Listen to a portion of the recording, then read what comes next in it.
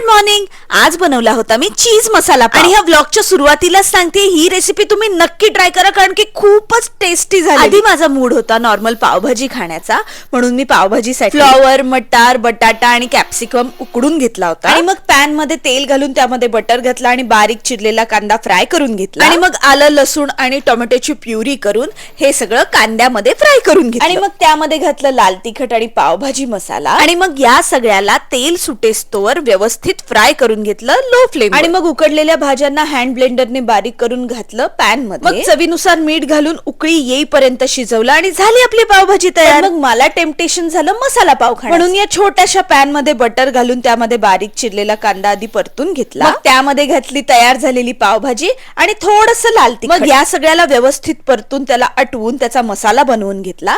आणि मग तो पावामध्ये भरून दोन्ही साइडनी बटर लावून पाव भाजून घेतला. मग वरून मस्त पैकी चीज आणि कोथिंबीर टाकून त्याला गार्निश केलं आणि झाला आपला चीज मसाला पाव तयार. ही रेसिपी बनवायला थोडासा वेळ लागला, पण इतकी टेस्टी झालेली काय सांगू तुम्हाला.